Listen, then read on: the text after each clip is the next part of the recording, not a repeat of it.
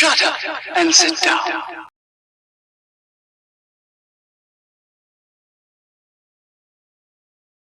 Shut up and sit down.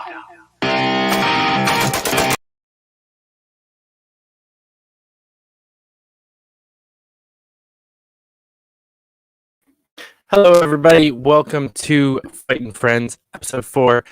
We are joined by a very good friend. You guys all know him and love him because he's been on here a million times. Reed Coverdale. How's it going, good sir? It's going well. How are you doing, David? It's been an interesting weekend into a quite ridiculous Monday. Not gonna lie. Yeah. It's been a lot, but we're hanging on. I've had a decent amount of vodka this evening between the multiple meetings that I've been on, so we're drinking coffee right now. Working on sobering up. Yeah, good time. That's probably the wrong move for getting into a conversation, sobering up, but yeah, well, I mean, maybe this time we won't talk about how great the Nazis were or like anything whoa. too crazy like that. We never said that. We said they had the better uniforms. Yes, that is true. That was some significantly out of context joke. But yeah, You gotta be careful. How was your weekend, my friend? It was good. When did I see you? Saturday night? Yeah, Something Saturday like that. Yeah, sounds accurate. Yeah, not too much has happened since then. Yeah, I had a good day of work today. I moved some 15-foot wide loads up into a mine, so that was interesting. And I'm supposed to go to Wyoming, but they're getting like 80 feet of snow right now, so just kind of standing by, waiting to find out what's next. I might not even work tomorrow, but we'll see. Interesting. All right. Well, fingers crossed for a fun day off. Yeah. All right. So also this evening we have the wonderful and awesome Stacia. Hello. Hello. Let's go into the widescreen. That's better. All right. How are you? Good. How are you guys?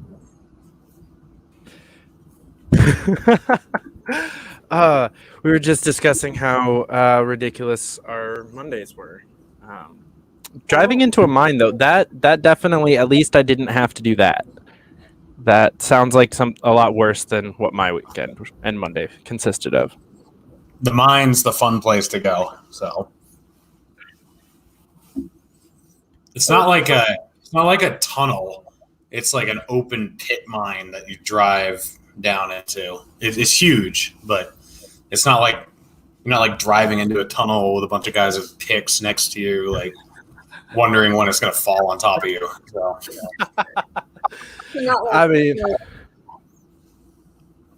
Not like Seven Dwarfs kind of mine. Negative. Well, not quite. How was your weekend, Stacia? Oh, it was the weekend. Right. Same old. Right. I was talking to my parents about that last night. My dad was like, "Oh man, it's Monday already." That weekend went by so quickly, and I was like, "What's a weekend?" Right? Yeah. I had more meetings on Saturday and Sunday than I did on Thursday and Friday, so weekends don't exist. Yep. Well, I really wanted to kind of start tonight off where we left off last week because it was such an awesome conversation that we had to cut short, sadly. So, we kind of started talking about how our philosophies and ideologies have shifted over the last couple of years. And, we kind of brushed religion just a little tiny bit. And I kind of want to touch on that a little bit more because we glossed over and went back into politics, and we always do that. So let's try to stay off politics for a minute. So Stacia, could you just kind of give an overview of where your religious beliefs kind of lie at the moment and where they used to be? Sure. Um, so, okay. I don't remember how much I talked about last time. We didn't really talk about much. Okay. Okay. So just my parents are pastors and missionaries, and so I grew up in the church, but it was the Japanese church. So I will say I didn't know all the songs that you guys were singing last time. But yeah, so then I started asking questions and eventually stopped believing when I was a teenager. Um, but I feel like I didn't really not believe. I just thought there was a God and I didn't like him. I was mad at him um, for not living up to my expectations of like doing stuff and being real. I don't know. Um, so so then some things happened that made me think, oh, maybe God is real, and I just was in the wrong kind of Christianity. So then I got more into like Protestant, charismatic kind of circles, like Bethel and IHOP. And so yeah, so I got into that, and I was doing the like praying for people on the street kind of thing, because I thought, like God wants to act, we just need to build our faith, and then He will be real, kind of, or I don't know, He will, do stuff like for real in the world, and help people. And so, yeah, then eventually I just got tired of trying so hard.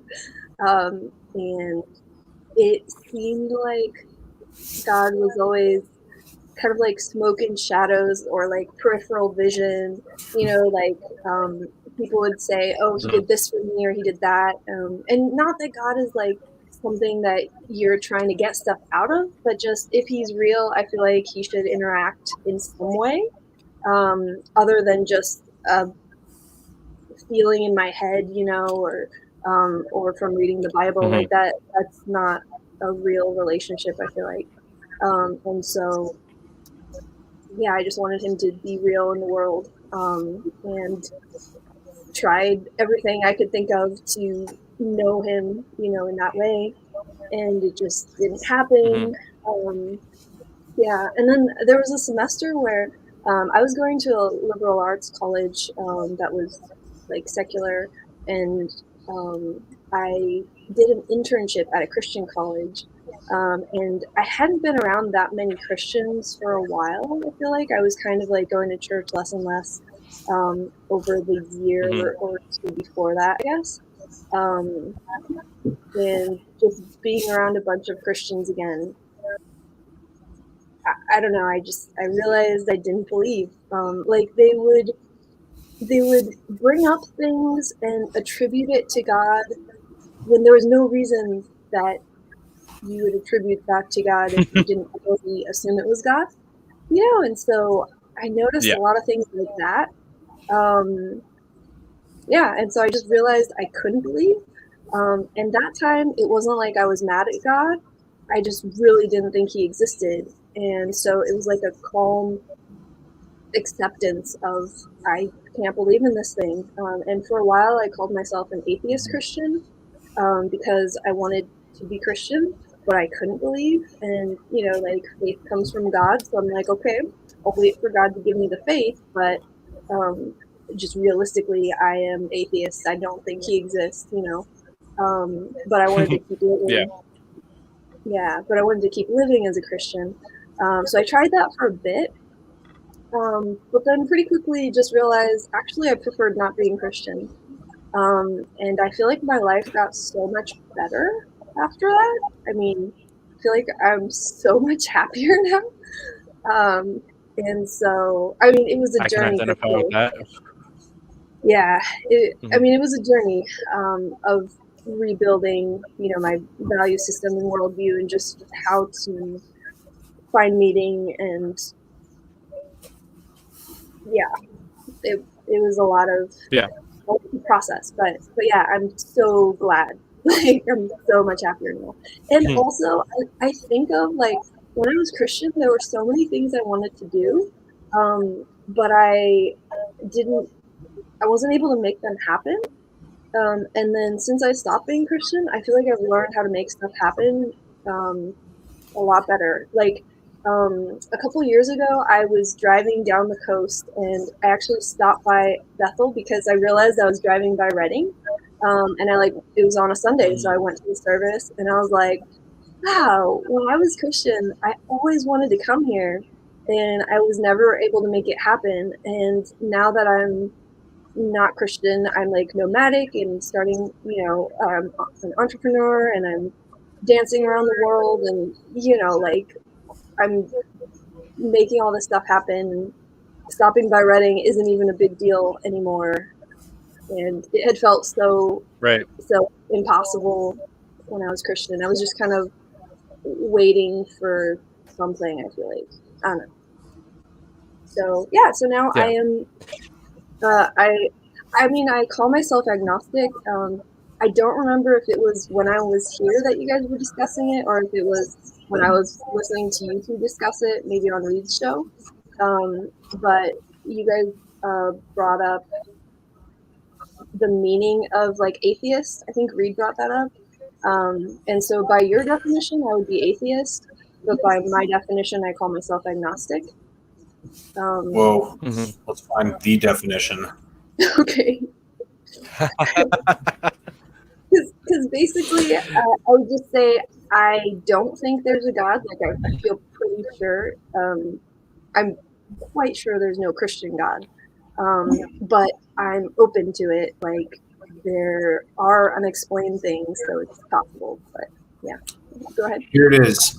Merriam-Webster, atheist, a person who does not believe in the existence of a god or any gods. One who subscribes to atheism. So there you go.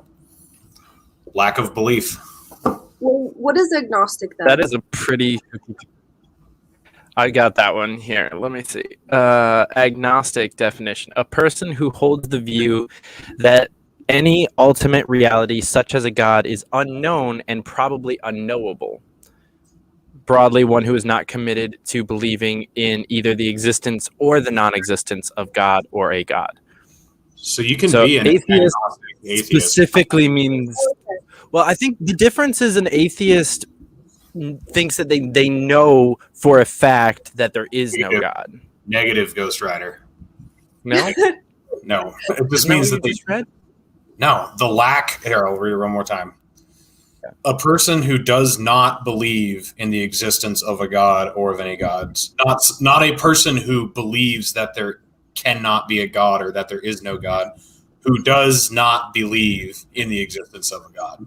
So it's just the lack of belief. Based on those two definitions right there, I would say I'm both. Anti-theism. Hold on, I'll look up anti-theism. Webster. Well, so Merriam-Webster has a how agnostics differ from atheists is a little blurb here. So there we go. The difference is quite simple. Atheist refers to someone who does not believe in the existence of a god or any gods. Agnostic refers to someone who doesn't know whether there is a god or even if such a thing is knowable. I feel like I'm both though. Like I think you can kind of be in the middle, and like there's some overlap there for sure. Yeah. So that's my story. So now I'm really into like personal development. My main focus is learning how to be happy. I feel like I spent a lot of my life not happy and feeling like things were wrong, in the world, like especially in myself, kind of having that Christian like shame and guilt and like, never good enough kind of thing. And so, yeah, my focus has been on trying to learn how to be happy regardless of circumstances. So trying to like build a foundation of like ideology that lets me be happy the most often. That makes sense. I like that. I find it interesting because you and I kind of did the same flip-flop into like hateful theist for a little while, back into like super Christian, then out of it. But you and Reed kind of ended up in the same place, and I went in a whole different direction, which I find kind of interesting, because I kind of skipped the atheist definition for quite a while. Like, I was just a pure agnostic, and now I've been looking into other, ways of life. And honestly, most of them wouldn't call themselves a religion. They would call themselves a way of life or an ideal or something, more basic. But I've found a lot more comfort in the texts of like Taoism and Hinduism and Buddhism than I ever did the Bible. But it also kind of allows me to find comfort in the texts of the Bible still. Like, I was talking to Reed, I think it was a couple weeks ago, that I still listen to all those songs that we were talking about last week. Better one day in your courts. Oh, sorry. I heard that Reed hates the repetitive songs. I actually love the repetitive songs. I feel like that's what I listen to Christian music for, or what I listen to it for, if I still listen to it, because it's. What about Let It Rain? Like, what? Is that one too much? What about Let It Rain? Is that one? That one's like maybe a little too much. It's like 9 words over and over again. It's just. It is. And we would play it like so slow. It'd be literally like, let it rain, let it rain, open the and it would just be over and over again for like 10 minutes. It was just like, oh my God. Did you sing that flat when you were a worship leader? Right. I'm purposefully adding some cacophony there. Oh my goodness. But it's like good for meditating, and it has like a certain progression of chords or something that's really inspirational. It seems like Christian songs generally. Oh yeah, once you can play one Christian song, you can play all of them. They're super easy. They're like, never mind. I'm not going to say that, but I thought it. Yeah, I mean, most pop songs do have a same sound, but yeah, I actually was listening to a Revelation song earlier today. I was having a very, very bad day, and it was like the last thing that I played on my phone because I just had it on shuffle. And I was in the car with my parents, so I didn't skip that song because my mom like instantly started singing along. So I was like, all right, I'll play it. And then I was like having a tough time, and I was just like, I need to listen to some music, and that was next up. And I was like, yeah, that's perfect. It's just, I mean, I don't know if it's the nostalgia or the actual like lyrics or the melody behind it, but there's just a lot of those songs just kind of hit home still. And even though they're based off of what we would all consider a false belief, there's still, most of them are still come to a correct conclusion of being or not most. I won't say most. I'll say some. Come to a correct conclusion about loving others, caring about the world, doing good deeds, caring for the poor and needy. There's plenty of songs that, regardless of whether or not you believe that Jesus even existed, you can still sing those songs without really.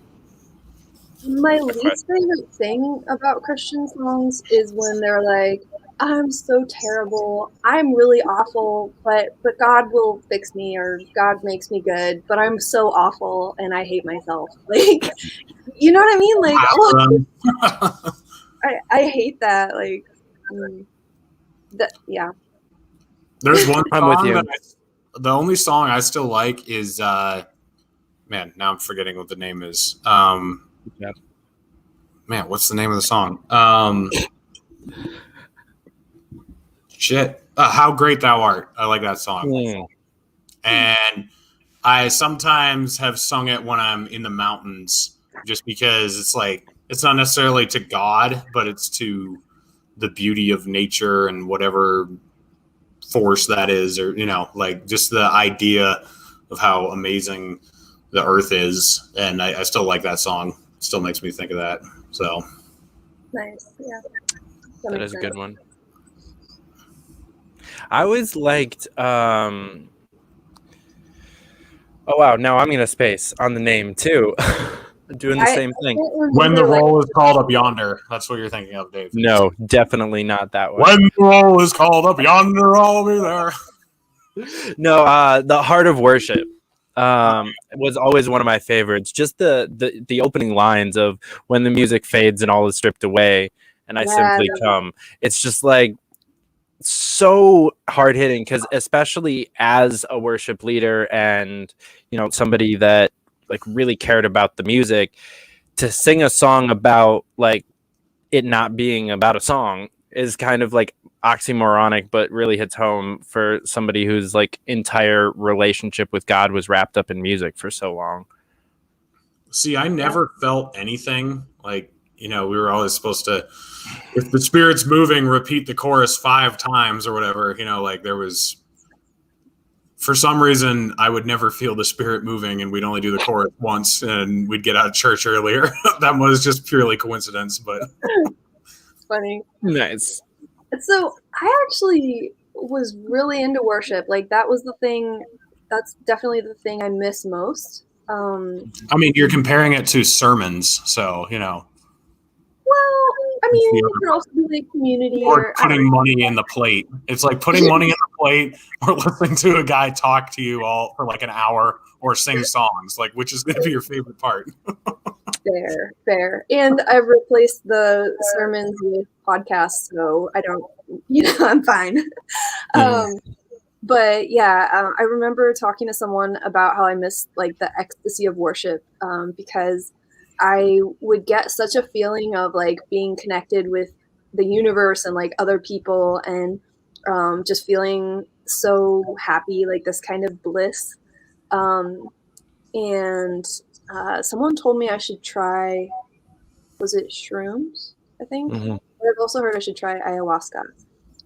So I haven't done either yet, but I don't know. It's I can tell you from experience, and we've talked about this privately a couple of times, like that's definitely true. Like shrooms is the closest thing to that. And honestly, in my opinion, better.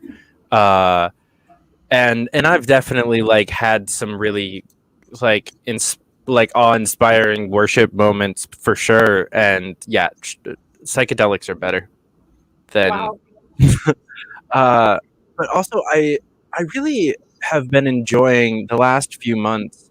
Honestly, psychedelics have kind of helped unlock this for me when I'm not on them also. But I don't feel like I'm missing out on worship anymore. I have artists that I listen to that believe what I believe and sing about what I believe, and that I'm able to listen to and like kind of escape for a little bit and just like feel. And honestly, there's plenty of artists out there that I feel like I am. It feels the same as if I was listening to Chris Tomlin 10 years ago, of just being able to kind of worship, like you said, Reed, the earth and the universe, and just kind of like the existence of wonderfulness, and just have a good time.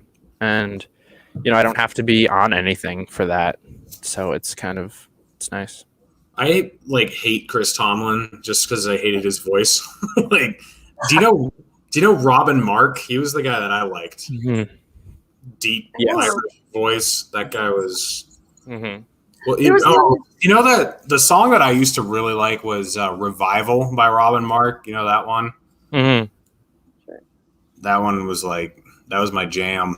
I loved that song, but that one, and then "Take Us to the River," "Shout to the North." He had a lot of good ones. What else did he have? I don't know. I really liked his music. It was mostly because I'm a baritone, and I guess that's why I didn't like whatever his name is. Yeah. And then Michael W. Smith is the other guy I didn't like. Man. No. I like Amy Grant. I still listen to Amy Grant sometimes, just not her Christian music that often. So, well, because you could hit those notes, right? Like you're either baritone or like soprano, right? You just couldn't get the in between. Amy Grant has got kind of a deep voice, so actually, you're not wrong there. Yeah, I think her voice is deeper than Michael W. Smith's. So,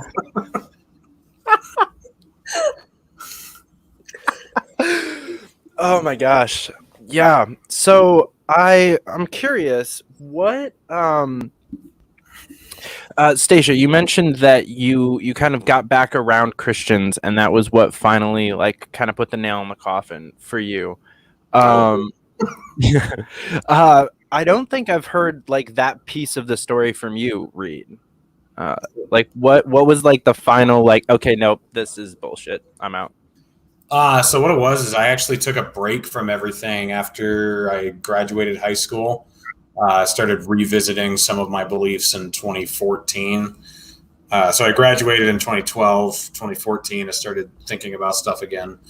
Um, and at this point, I was almost like a deist, not really a theist anymore.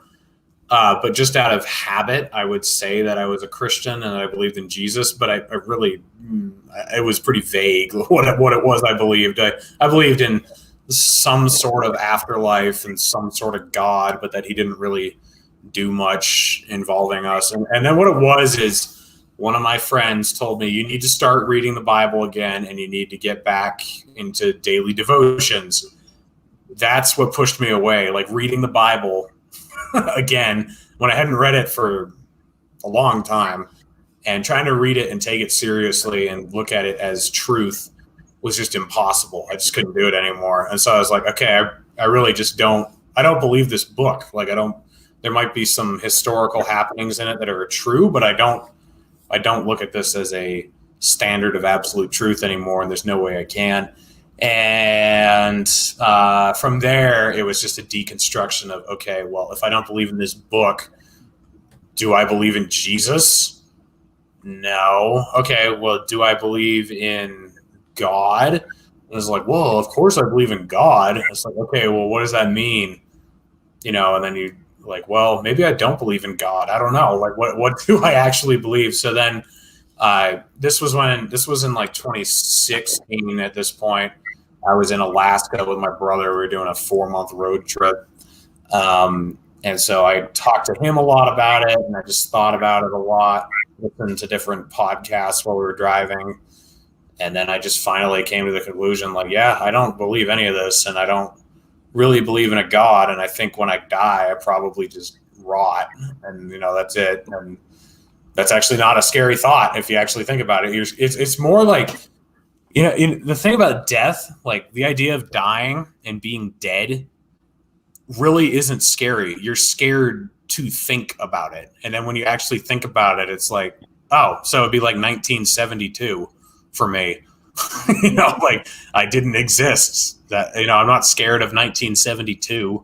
I mean, like, why would I be scared of 2098 or whatever? Like, who cares? I'll be gone. I'll be, so I realized that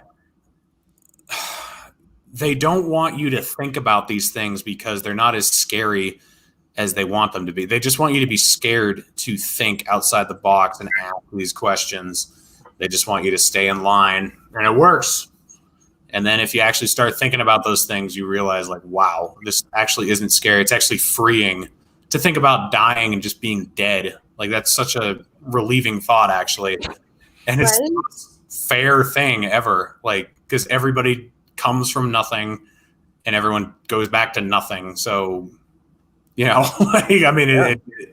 whole idea that, oh no, it wouldn't be fair unless some of us live forever in a gold mansion and then everyone else just burns forever. And it's like, whoa, why is that a more consoling thought than that we all just die?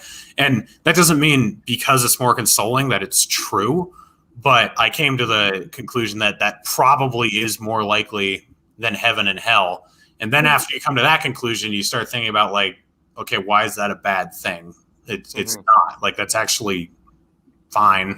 Like, that's not a terrifying prospect. But that was, it was reading the Bible again. Like, if you want to become an atheist, read the Bible. And that's what I've told people. So honestly, I can 100% identify there. That's kind of what happened for me too. I started like really researching it again and like debating it with people. And when I started to get more and more into it, and then I started debating Livy McKay about it. That was what really she started to chip away at like some of the foundational beliefs, and because the hardest thing for me to let go of was actually creationism. I like went through most of the ups and downs with my relationship with God, whatever you want to call that, and still believed fully in creation. Like I was like a new earth creationist until like maybe a year ago. Even when I had like completely turned away from the faith, I was like, somebody had to have made it, you know, like the Big Bang also doesn't make sense. So, you know, like maybe, I don't fucking know, but like I still ascribed the creation story to whatever deity, being, Zeus, Kronos, whoever exists up there. The Kraken. The Kraken. You mind if I make a comment? Yeah. So it's funny because this anarchy descent that I've been on has just been so similar to the atheism descent, because it's so similar in the fact that you think you need a higher power, you think you need these scripts that have absolute truth, and then you just start realizing like this is just all bullshit that people made up. You know, like whether it's the book that has all these great words in it, or the Constitution, in other words, and then, you know, you have like this higher power or government that we need to justify the existence of everything.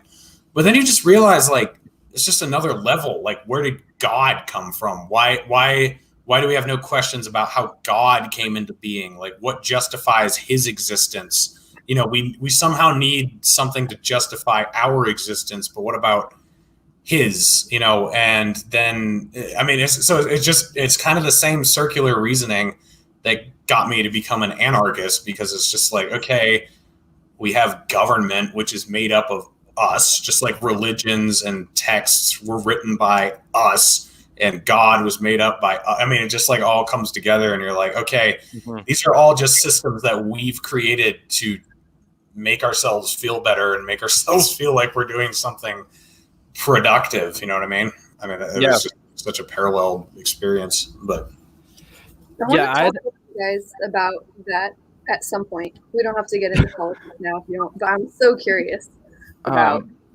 that. Yeah, sorry, I didn't mean to bring it up politics. I just I will actually tack on to that a little bit though, because for me also there were a few things that aided me in both of those trips, which was the philosophy lectures that I found on YouTube, specifically ones by like Alan Watts and Terence McKenna and Ram Dass.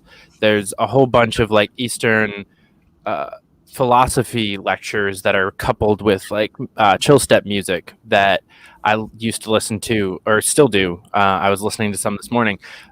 That, you know, Terence McKenna is basically an anarchist, but also a Taoist, and so I kind of got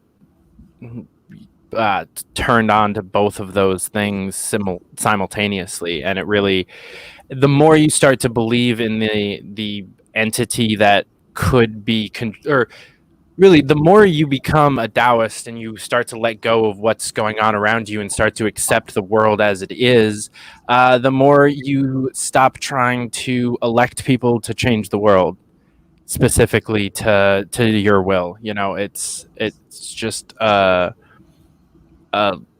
more calm lifestyle in the end that involves a lot less force on other people. I'm so skeptical. I must say, I really don't buy that yet. I mean, I say yet because I'm open to talking with you guys. You know, I respect both of your thinking, and so I'm curious to hear, you know, how you guys came to that conclusion. Yeah, but to me, it seems like very different things, like from where I'm standing now, like the God thing and the anarchy thing. But sometimes we'll talk about it. For sure. So here's a thought to tickle your brains. The overwhelming narrative is that you need a God for objective truth, right? To have a consistent morality or structure from which we derive any absolutes, we need a God, right? That's what they say. I find the opposite is true. Once you have a God, you've made truth completely subjective because it completely depends on what God says is true. It has nothing to do with experience or testing theories against themselves, anything like that. It's just, what did God say? Oh, God said it's good. All right, we're all set. And to the detractors who would argue with that, if you're a Christian, what if you're wrong and Allah is the real God? Then you're wrong, right? So truth just changed because God changed. Mm-hmm. You know, so the idea that God dictates what is true is completely subjective. It's the most subjective form of truth you could have.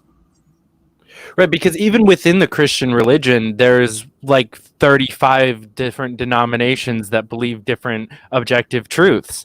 Like, is the power of healing still a thing that Christians can have today? That's, there's dozens of different beliefs on different stupid fucking topics like that. Do you need to be baptized to go to heaven?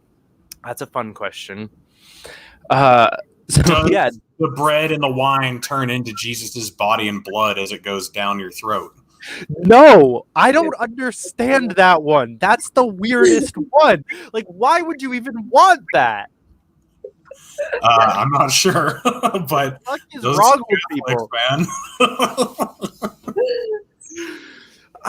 That one really bothered me as a kid because I didn't find that out until that, like, some people believed that until probably like 12 or 13. And I was just mortified. I was like, who the fuck sat down one day and was like, you know what? I think when I eat this bread, I actually become a cannibal. Right here on the spot. I don't see it, but I do it. Like, who's having those thoughts and why are they sharing them with other people? I mean, in the Last Supper, it didn't turn into his body and his blood. So why does it have to, like, after he dies? I don't get the. It's all symbolic, but whatever. Yeah. But I mean, don't you agree with my premise that if you think God establishes truth, that it's completely subjective? I mean, I do. I mean, yeah. I'm looking for objective truth. I'm looking for things that would be true no matter what, regardless of some referee who says, "Oh, sorry, kid, you guessed wrong." I'm gonna be like, "Whoa, hold on! Like, check this out. If we test it this way, it works. If we test it this way, it works." Like, nope, sorry, my rule book says differently. It's like, okay, it wouldn't add up. So, yeah, agreed. I remember wondering what Jesus accomplished. I've heard some answers, but they aren't things that you can actually, like, they aren't things in this world, really, or, like, I feel like carpentry. Yeah. I mean, because Christians still struggle with, like, addictions, and they still sin, and they still, it seems like all he accomplished was, like, wiping away the sin imaginarily for some future outcome to change. But yeah, anyway. I personally still believe in Jesus completely. I believe that he existed, that most of the Bible stories are slightly exaggerated, but based on something somewhat truthful. I think he fed a whole bunch of people with just like people's spare lunches. Like, that happened, but was it 5,000 with a couple loaves and 2 fish? Like, no, like, that's just probably not a thing. But I have a feeling that that's still based on a true-ish story that's just been exaggerated over time. But I don't think that he ever believed in Christianity. That's, I think, like, the biggest thing that Christians don't understand. Jesus was a Jew. Jesus, and I don't honestly believe that Jesus ever said that he was the Son of God. I don't believe that he ever made that claim. I think that we've deified him like we do a bunch of other mortal humans throughout history. Just like I believe that the Greek and Roman gods were probably based on real people. Like Achilles actually existed in the Battle of Troy. Was he immortal, like where only his heel could hurt him? Probably not. But was there a dude named Achilles who killed a bunch of people and was a badass? Yes. So I just kind of, I still believe most of the stories. I think that he was basically a Buddhist Jew, because those two religions were pretty similar back then. And we just fucked it all up for the last 2,000 years. Possible. I just can't prove it, so I don't worry about it. At this point, that's how I am with a lot of Christianity and generally religions. I'm just like, interesting, but I don't know. Like, I don't care. I don't know. Not to say I don't care, but just, you know, in general in life, I'm just not thinking about it at all anymore. Yeah. I watch. I think about it like I think about it in spurts. I don't think about it constantly. I'll just like think about it for a couple months and not think about it. I remember when I was like first letting it all go, I did think about hell in spurts a lot, and it was kind of haunting. But then eventually that went away. So, but I actually remember one night I was alone up in Maine at our cabin on the coast, and I was just watching videos of hell. Just like, do you remember that book, 23 Minutes in Hell? That guy who, I can't remember his name. But I was listening to his accounts because he claims he like went to hell for 23 minutes and then he came back. Oh, okay. Never mind. Yes, I do remember that. Yeah. And it's just like super messed up. And then I was watching video depictions of what hell would be like and just watching, you know, just, I don't know. And I remember like I left the light on that night, and I've never been like scared of the dark or anything growing up, but I left the light on that night because it was just so haunting and disturbing. And I was 22, you know, so like it was, it messed with my mind like crazy. That I just remember that night was really bad. And I did that in spurts, like throughout 2016, really just throughout 2016, maybe early 2017, then it just wore off, and I haven't really. Now I just think hell, the idea of hell is kind of funny. Like it's just, I mean, it's so ridiculous. But that was like I don't know, that was a mental roadblock that you really had to push through, you know. And I think that's the purpose of it. It's there to subjugate people and scare people into submission and keep people from questioning.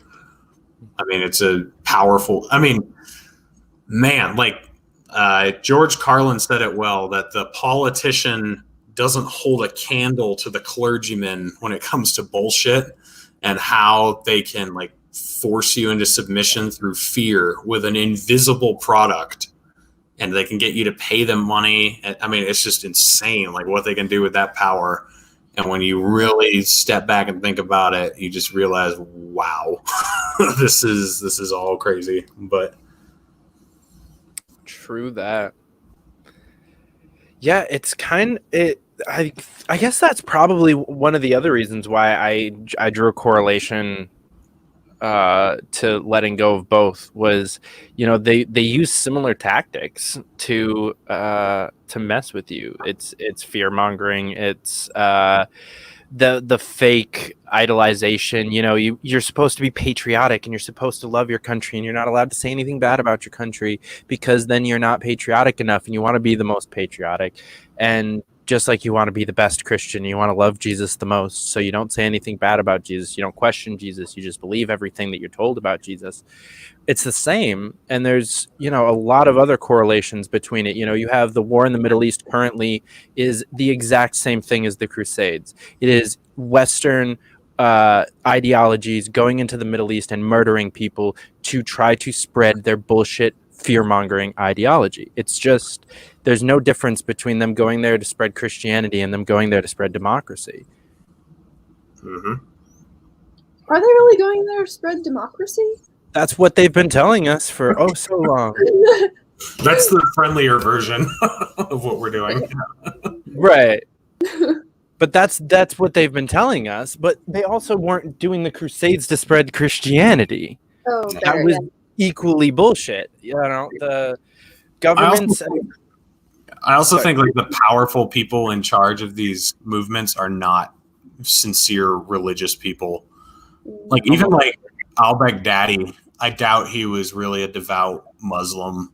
You know, I think he probably realized that it was all a crock of shit, but he just had a bunch of like really devout followers. You know, I don't think Mike Pompeo is a devout Christian. What about Pence? Yeah, he is. I think he is. You couldn't be that fucked up in the head without having a religious ideology behind it, I think. Pence is in a whole nother level of terrible. Yeah. Yeah. Oh, so have you guys ever heard of Landmark? The Landmark Forum, or I don't know what other names there are. I don't believe so. Possibly. Well, Explain it. Okay, so it's one thing that kind of helped me put together an ideology without religion, I guess. So I think it's kind of a cult, but it's also very useful.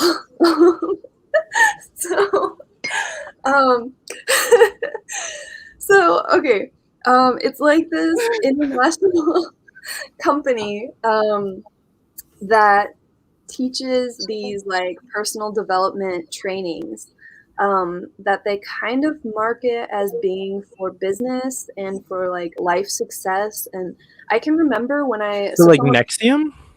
Is it similar? I don't know what that is. Oh, okay. Sorry. Continue. Is it a self-help cult? Yeah. Oh, maybe. But they're all different, right? So Yeah. I only know about this one, so I can't really compare it. Yeah, so they do these trainings, and the first training is called the Landmark Forum, and it so they do it over a weekend, and it's super intense. Like you are there, I want to say 10 to 12 hours a day. Like it's super intense, and you only get a few really short breaks, and then you go home and you have homework. So it is really, really intense. Like you barely sleep, barely eat. You're in this freezing room for 10 to 12 hours a day. And they emotionally kind of tear you down. I don't know. In a good way, though, I think. But they like basically you go through kind of your past, and you call people to apologize for things and like try to make things right and like work through your shit kind of. And then the whole time they like from the first meeting, they're building up like 5:14 or some 5:54 I think is the time on Sunday when they're like, it's all going to make sense at 5:54. So just bear with us. Wait for that. Trust the plan. Yeah, trust the plan. Yeah. Q told me so. So 5:54 rolls around, and they basically tell you there is no plan, and people started freaking out. Like some people left after paying like $600 for this training and being here this whole weekend. People got like so mad that they left. And in the end, the point is that everything is empty and meaningless. And that's like the lesson they want you to get out of it. And when you leave, like on Sunday after it's over, so many of us have had headaches. And so many of us felt like the ecstasy of worship, like times 10. Yeah. So it's a nihilistic cult, basically. Well, the point is that if everything is empty and meaningless, then you can choose the meaning. And it was very much like breaking down the boundaries between you and other people. Right? Because we attach so much meaning to like, what are people thinking about me, and what, we attach all this meaning, and it just like stripped away so much meaning that it was so refreshing, and it felt like there weren't walls between people. Yeah, it was pretty awesome. And I feel like it was super helpful. Yeah, for starting to build a foundation of like how to do life. And they talk about like choosing. So how there's not necessarily kind of like a right or a wrong choice. You just choose and do act kind of thing. I don't know. It's like that's a terrible explanation. But You choose and do act. like it just they're just like really strip away the meaning from a lot of things, and it's super freeing. Yeah, so they talk about like what happened versus your story about it. They talk about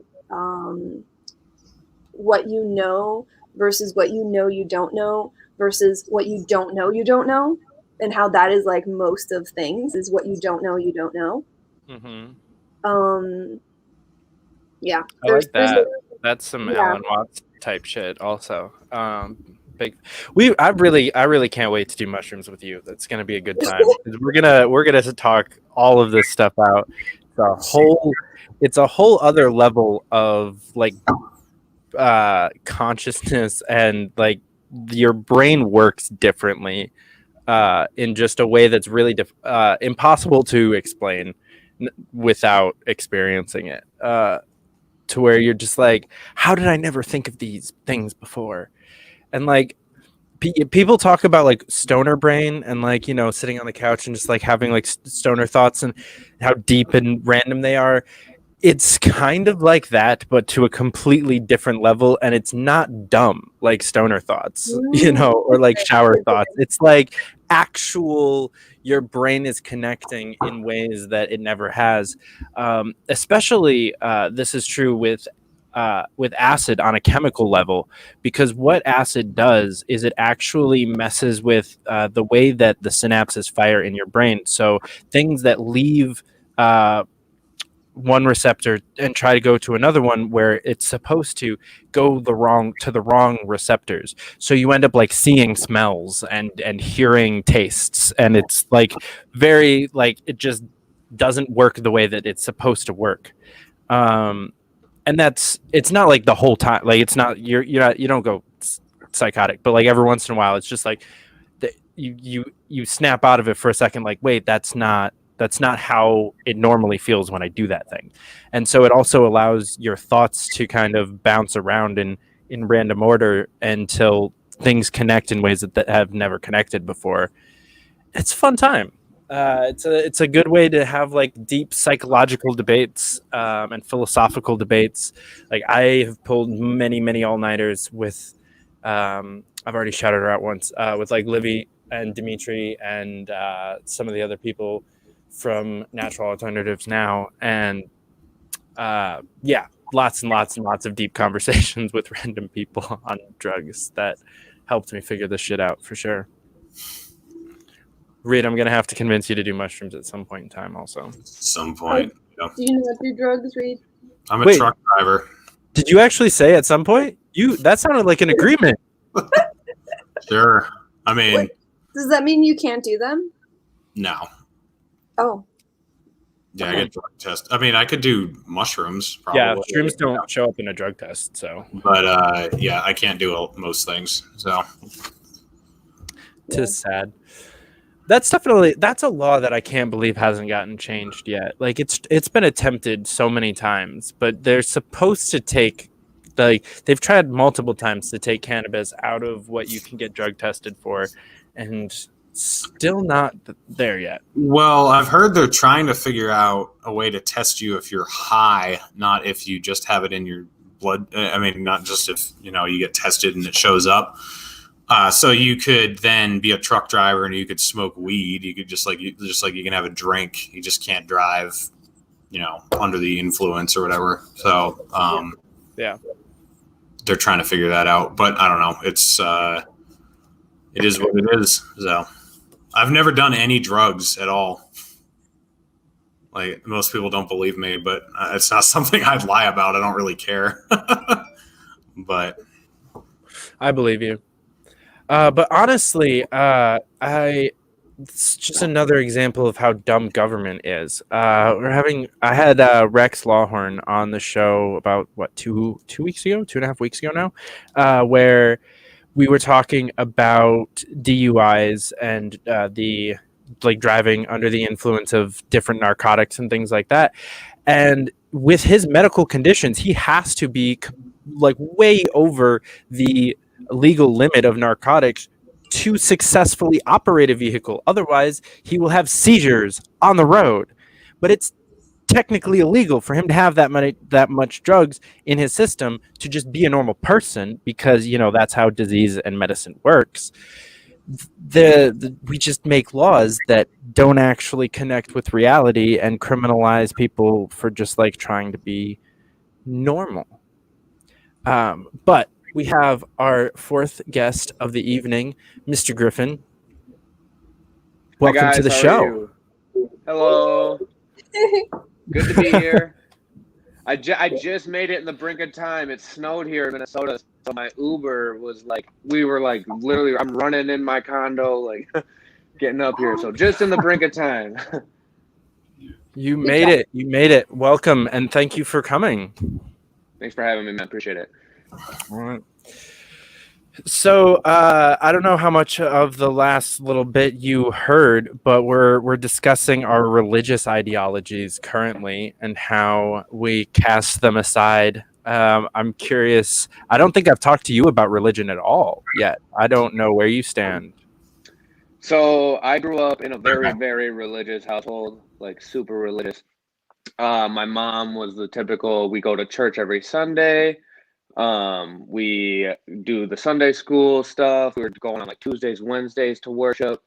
And then around 6th grade, when it comes time to get confirmed in the Lutheran religion, I kind of just bucked that. I said, no, I don't really believe this. I don't believe getting confirmed in it. I just wasn't for me. I was also going through some personal stuff at home that just made me feel like, oh, God's definitely not caring out or looking out for me right now. So I grew up super religious. Probably, I even went to private Lutheran school for all of elementary, some of middle school, and I can't stand it. And science is the way.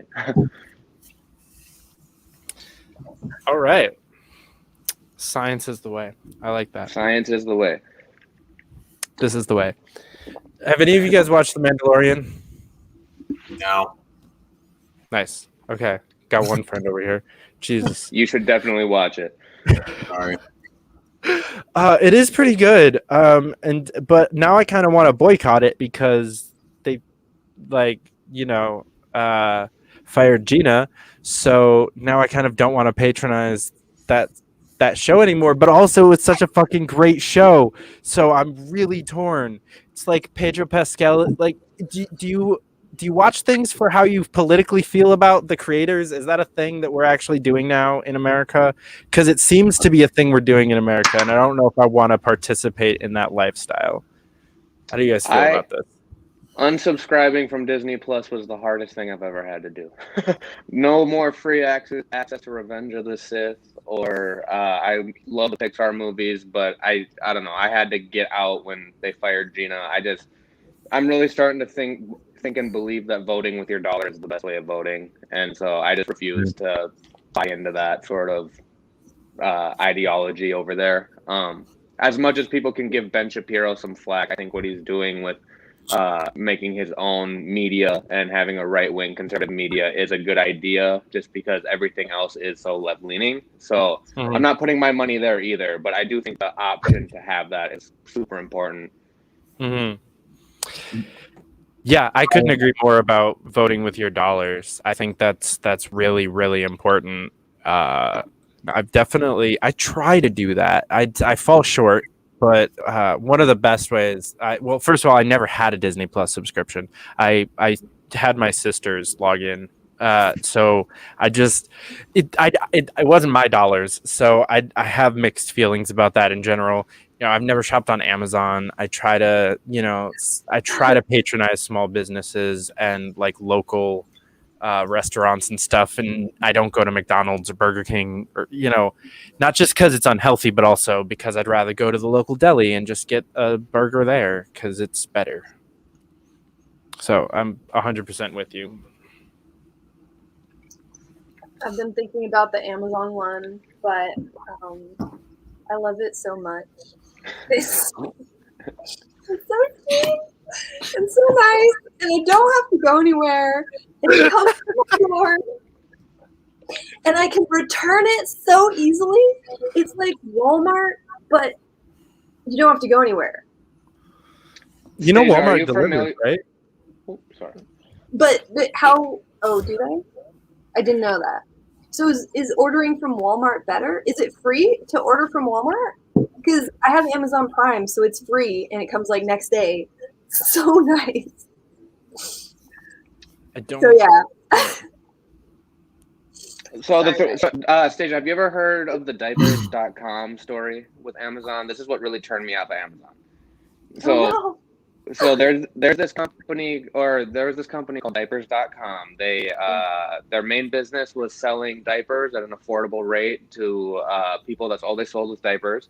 That's super successful business. Amazon approaches them and wants to buy them.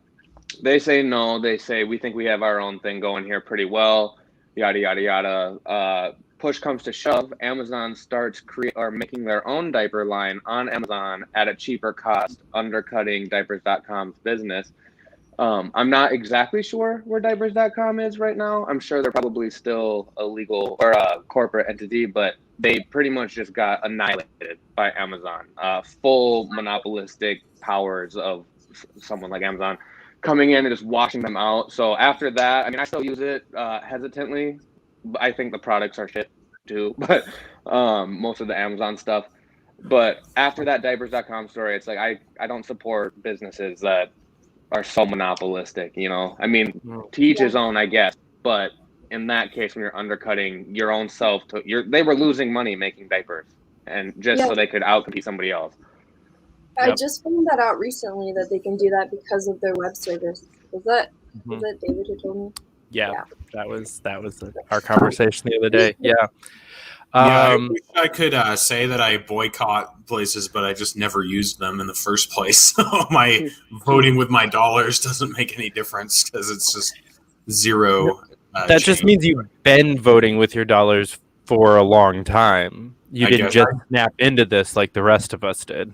I did have like a Prime Video account that I used for a while. I stopped using that, so I guess they put out some good shit. I gotta give it to them. Like Prime Video was good for. I also had my sister's login for that. One of my friends was in Marvelous Miss Maisel, so that I had to watch it, and then I watched some other stuff as well.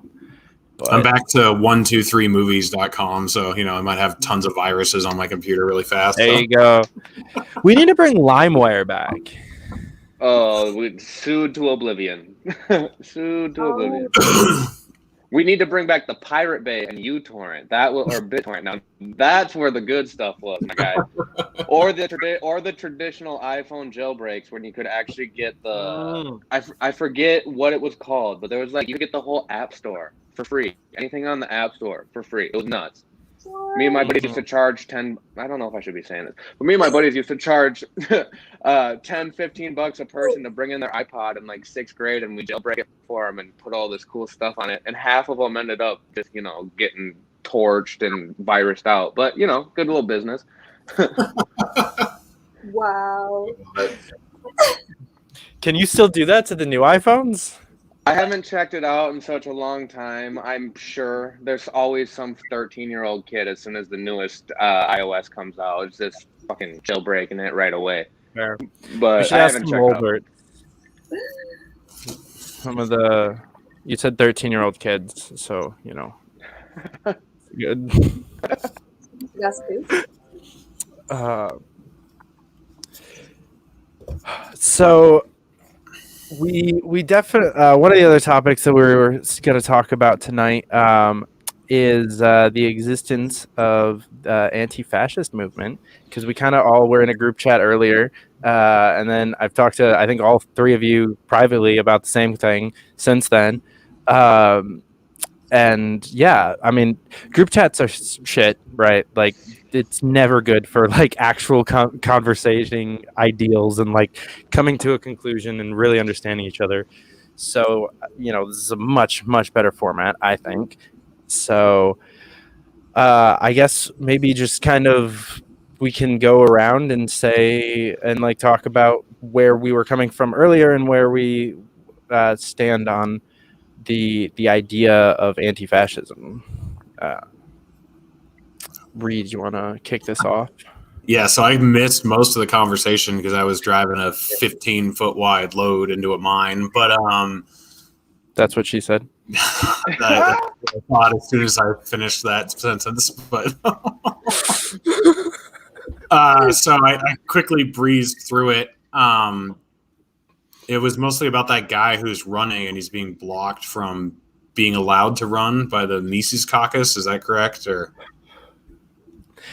yeah, that was the general concept in the beginning. There's a gentleman who is a left libertarian who identifies as an anti-fascist and eco-socialist that is trying to run for Congress as a libertarian, and his county chair told him that left libertarianism is a fallacy and that he should go try to find a home in the Green Party or even the Democrats because he is not a libertarian.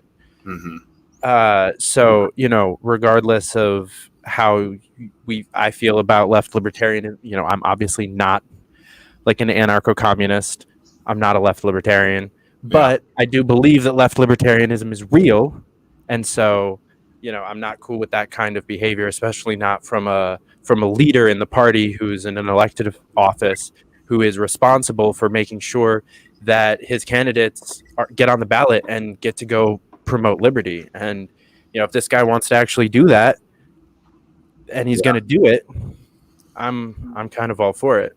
Yeah, so I mean, I would, if the Mises Caucus ran an opponent against him, I would vote for the Mises Caucus guy against him, but I think it should be allowed to enter the race.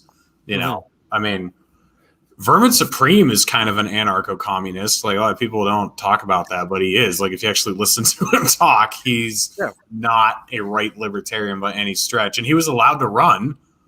No one stopped him from running, and I think that's how it should have been. Like, that he was in the debates, and but he was actually like an anarcho-communist. So many of these anarcho-communists are not anarcho-communists. Like Vermin Supreme actually was. I don't know about this guy. Sounds like you said he probably is from what his website says. I'm not a fan of Antifa and the anti-fascist movement because most of the exposure that I've seen to it has actually been pretty fascist. It's like just because you call yourself anti-fascist doesn't mean you are. And that doesn't, that's a pretty blanket statement. I'm sure there are factions of it that are really genuine. I've done a video with Magnus Panvidya, and he knows people who are in Antifa and BLM who are really there just against police brutality. I'm sure that's true, so I don't mean to demonize everyone in the movement, but the overall appearance of that movement is negative in my opinion. And it's not just portrayed by the mainstream media that way. I mean, like if you meet people from these movements, most of them are pretty militant, and they're not just against authority. They're against anything that, anything that opposes their view of what life should look like. And that's pretty fucking fascist to me. Like they're, I would not align with Antifa on anything. I would not vote for someone who did. But I will say I do prefer Antifa to the cops, not by much, but I think the cops are worse. So I would agree there.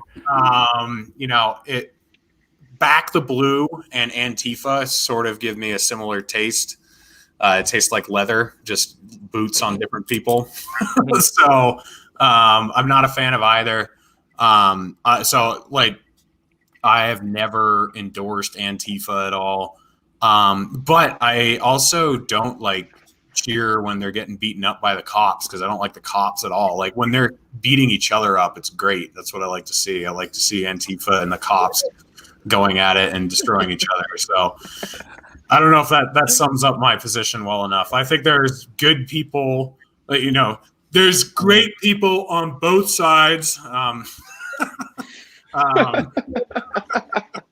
No, there's just some good people in that movement, I think, who are actually anti-fascist, but unfortunately the movement's been co-opted by a lot of people who are indistinguishable from fascists. So that's pretty similar to I could draw the same correlation to libertarianism. Most of our public outreach is like Austin Peterson and Rand Paul, who are not libertarian in any way, shape, or form, and actually represent the exact opposite a lot. I wouldn't want to get ostracized as a libertarian because a couple of people got famous off of bastardizing my beliefs. So I think that we should have the same open-mindedness, at least, to someone. If they say that they're an anti-fascist, we can at least ask, well, what do you mean by that? And then they can explain. And if they say, well, I think that the white man is evil and we must tear down the patriarchy and the oligarchy and the rise of the feminist black people, whatever the fuck, then okay, that's not actually anti-fascist. But if they say, oh, I am blah blah blah, and they list out basically the Libertarian Party platform word for word, just with a couple of extra things about how much they care about the working class or the people around them, similar to words that you've said on the show, Reed, about mutual aid and caring about the people around us, then okay, then let's have a conversation. Right. I think people jump to a conclusion based off of a word, and that is never a good idea in politics.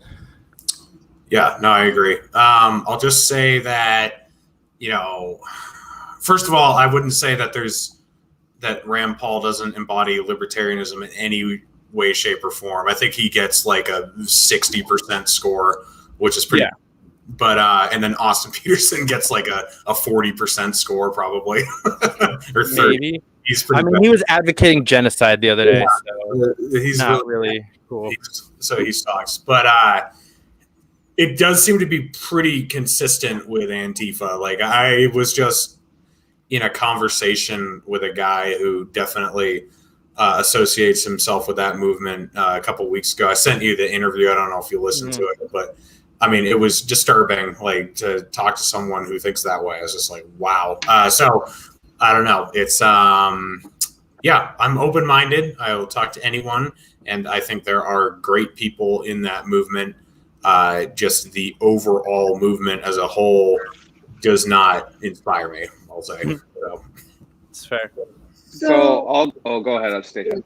Go ahead. You can go first. Okay, so I'm gonna preface this with saying I'm sure there's some good people in Antifa. I'm sure there's good people in every movement, but I am extreme. And this is my own bias, I guess, but extremely anti-Antifa. First off, I've read a couple books, not a lot of books. Anti-fascist. That makes him a fascist, guys. If you're fascist, cancel me right now. But so I am from the St. Paul, Minneapolis area. The George Floyd thing hit very close to home for me. I was in the streets when it happened, or not when it happened, when the protests were happening before they turned to riots. I've seen these people up close and personal. Umbrella Man is the infamous man who started off the riots, basically wearing full Antifa black gear. And he just went around smashing windows at an AutoZone. 4 hours later, half the businesses on Lake Street are burning to the ground. Also, just to preface so people can understand my bias a bit more, my mom's pharmacy, 4 miles from her house, was burnt to the ground. So, I have some reason to not like that movement. And so my main issue is, how do you define yourself? You can't, and the Antifa movement, everybody I press on when they say they're Antifa says, oh, I'm just anti-fascist. Well, that's a great thing to be. I'm anti-fascist too. Let's punch Nazis in the face. Totally for that. Like, the birth of the anti-fascist movement is great. I respect its ideals. These people are not anti-fascist. They're fascist in the purest form. They train in this sort of stuff. I'm not sure if you guys have read Unmasked by Andy No. They train in crowd manipulation. They train in black bloc tactics, which originate from Hong Kong protests, which originate from Germany. Like, all this stuff is well documented protesting practice, but they do it to an extreme extent. And I have a problem with anybody who calls himself Antifa, because the guy that started this whole conversation, I was pressing him today. So he said he can't condemn the anti-fascist or the Antifa movement. Okay, so I asked him, but can you condemn Rose Hill City Antifa, the people that are responsible for consistently burning down everything in Seattle or Portland? There's certain sects of Antifa, or sections or sectors, whatever you want to call them, that are extremely violent. They're practically gangs. They thrive off of people who are probably not in the best of circumstances and need a group, echo chamber to fit into. And they have no time to hear what I have to say. They have no time to hear what you have to say. They latch themselves onto political parties and try to take the political party over. And I think you see that with the Democratic Party. I think you see that with the far left. I don't think that Antifa does anything positive for America. I'm all for them having a seat at the table to, tell me their ideas and their morals and whatever. But I don't think anything they do is genuine. From the outside looking in, everything looks like a power grab. A money grab. They try to get backing. And here's the funny thing too. You say, Reed, you prefer Antifa over the cops, right? No. I didn't say prefer. I dislike the cops more. There's a difference. Fair enough. But so when there's the Chaz Chop in Seattle, right? The cops, there's a shooting. Same thing just happened in the autonomous zone in the George Floyd block in Minneapolis. There's a shooting, right? They won't allow EMT services in. Person dies. Who am I to say if that guy's going to live or die if EMTs get there? Who knows? In God's hands. But I don't believe in God. Science. But they let people die, but they still they can't save people. They had these operating tables in the Chaz Chop where they tried to save this guy who I think he got shot, something like that. And there's just blood everywhere, and they won't let his older brother come see him as his little brother's dying. And then they also rely, like in Seattle, on money from the taxpayer. They rely on money they had sanitation, they had people delivering pizzas, they had porta potties everywhere. Like, you can't call yourself an autonomous zone if you're using taxpayer dollars to get yourself a porta potty. You know what I mean? Everything to me in the Antifa sounds a lot like the cops. What? So it sounds like a lot like the cops. Like, I'm not apologizing for Antifa at all. I'm just saying, how many people has Antifa killed versus how many people have the cops killed? The cops are subsidized by us. We have no choice. I don't have to fund Antifa if I don't want to. The cops murder people all the time, and there's no recourse against them. There is recourse against Antifa if they murder someone eventually, if they get caught. So I'm not defending Antifa at all. As I already said, I don't have any favorable opinion of them, but they are unabashedly, a gang basically, where the cops have badges and they somehow deserve our respect because they have a badge and because they have the backing of the law, but they have a monopoly on violence, a monopoly on immunity that we can't oppose. So that's why I hate the cops more than Antifa, if that makes sense. And I can agree with you that the police state definitely needs reform. Something needs to be changed. But I don't know, from a personal... A lot of things need to be changed. Right, but from a personal perspective, I don't want Antifa in my city running around acting as police. You know what I mean? Like, I'll take the I would take the cops any day over Antifa running through my city. So, and I don't know. I hear what you're saying, but at the same time, there is, and I think this is kind of, I've been reading a lot about libertarianism. I'm trying to get more familiar with the party, and not saying cops are pro-libertarianism, but there is you have a, what's the word I'm looking for? You have an obligation to society to keep some sort of norm of, and I think cops are part of that norm, and I'm not sure what their role exactly is. But I don't know how you could have a society without some sort of policing body. You know what I mean? How about police that you can fire if they don't do a good job? That's a great start. 100%. That's a great start. Yeah. So what if you have like a Not competition? government. What if you like competition of sources for security or for people that you can call, instead of the state just choosing who you can have, how much money is going to be allocated to them, how many weapons they're going to get, how much training they're going to have, and then who shows up at your door if you need help. There's nothing you can do about that. I mean, it's just completely. But the thing about that is it's equal. So if I have $1 million, which I don't, and I want security from one of these better in the market type security bodies, I can pay for that extra security. Now my family is more safe because I have more money, which, I mean, granted, you worked for it, you made it yourself, you're entitled to that. But I don't, when it comes to safety in a society, I don't think you can allow it to be in the market. You know what I mean? I think firing them, having a lot of oversight is great, but I don't think you can have privatized security firms. I mean, you kind of already do with, like, I'm sure Kim K doesn't pay the cops. I mean, she does with tax dollars, but she pays a private security team as well. So, like, right. How do the cops treat people in the ghetto, though? How do they treat people? How do they treat poor people anyway? Yeah, you're right. Cops don't exist for people below the poverty line. Yeah. Even in current day America, they exist to harass people below the poverty line and nothing more. And as someone that's lived below the poverty line my entire life, or almost my entire adult life, I had like a couple of months where I was out of there, a little bit, and lived in the ghetto basically all over.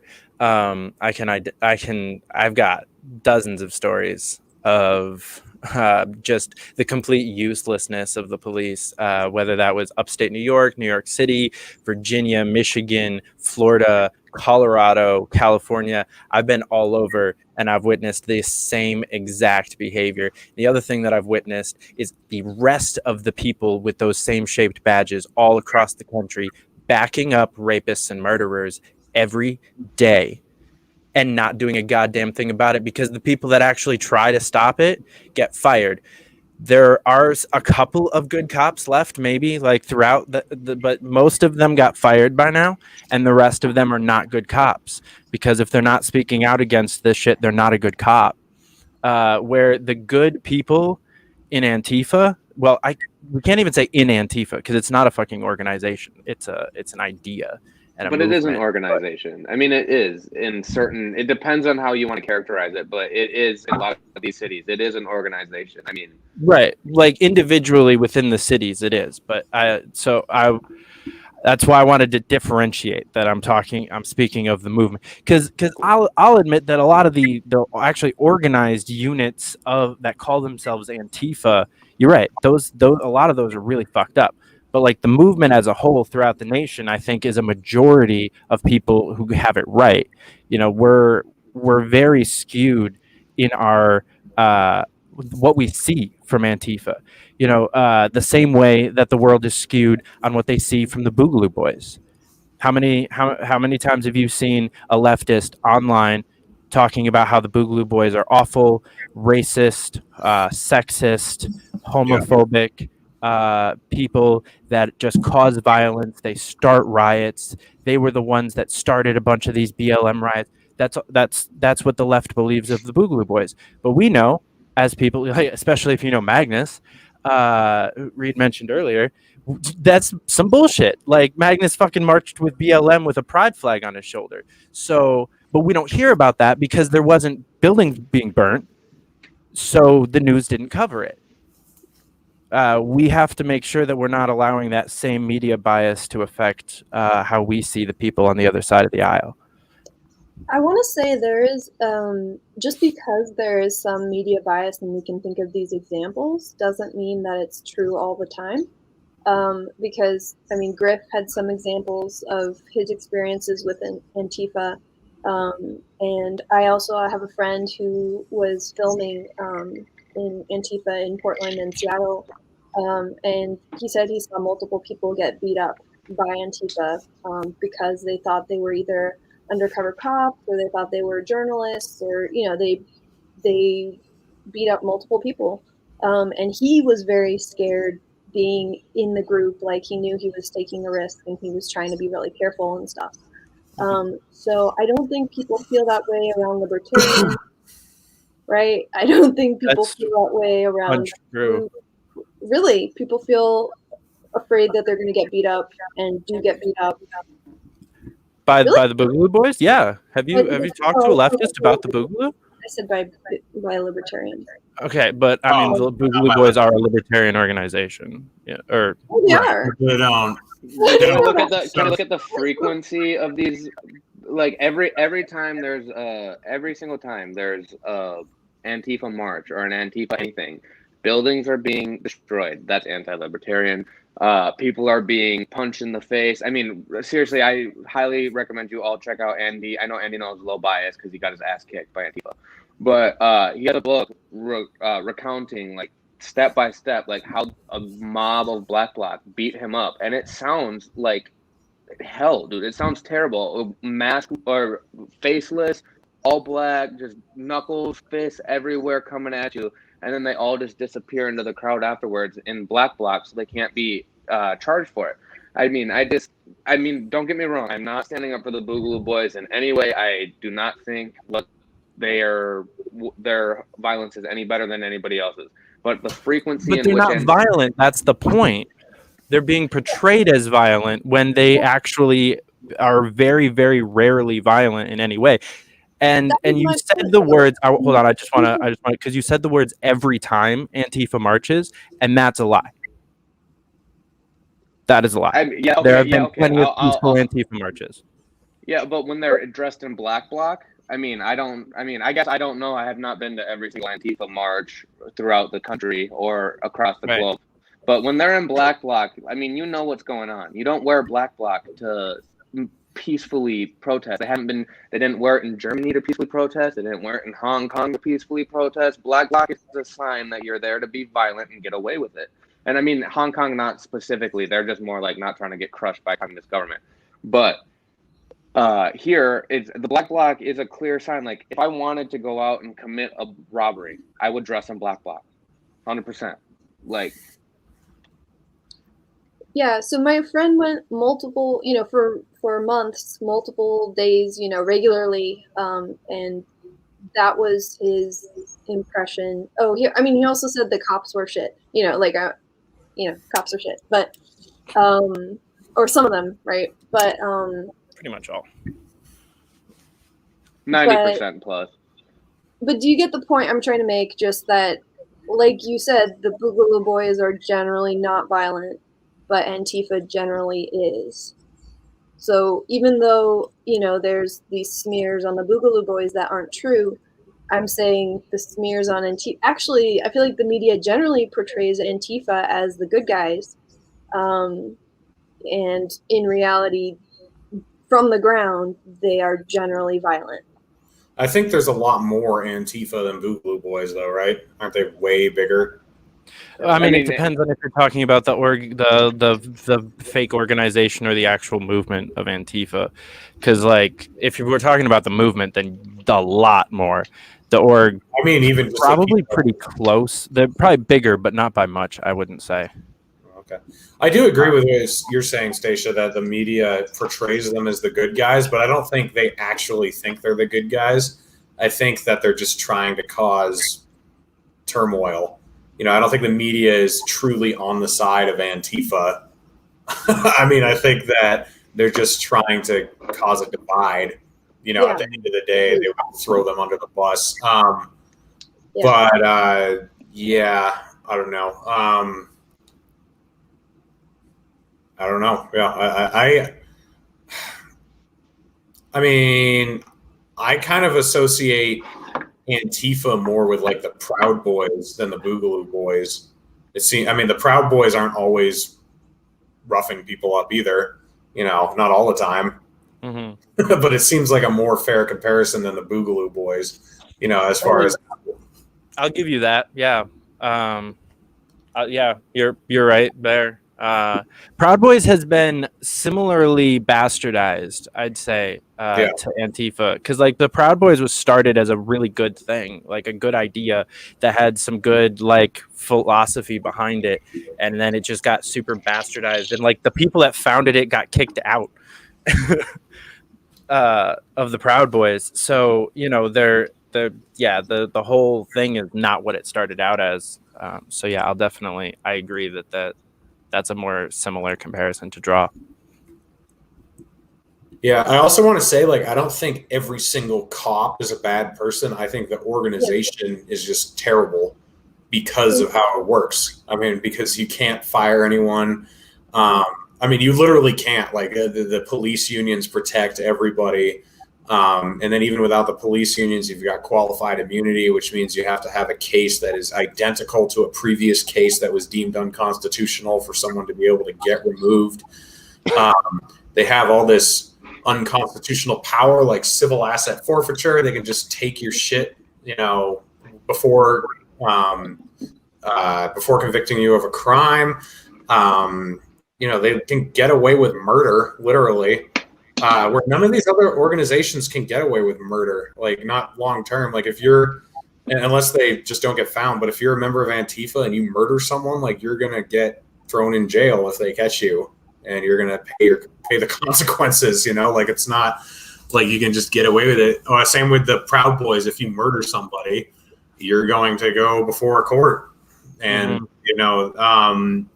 So the police just have a monopoly on violence and immunity, and that's what makes them so much more dangerous because I don't even know the stats. Do you, David? Like how many they kill every year? How many people they kill average? I haven't seen that number in quite a while. It's in the thousands every year. It's about 1,000. Yeah. Yeah, but also I heard someone today on Clubhouse saying that he thinks like maybe. Actually, no, maybe 1,000 would be right. He was talking about Black people getting killed and saying, like, someone brought up that it's 9 people a year, and he was like, but that wouldn't include a number of people who should be included. But I think the 1,000 number might be reliable. It's roughly right. And I was going to point out, too, I forget the percentage off the top of my head. I've read this. There's like a study on it. It is a small, like just for the sake of conversation, it is a smaller amount of Black people or African American people getting killed every year than it is of like any other minority or even white people, which makes sense because there's a ton more white people. So I guess you really would have to look into those numbers.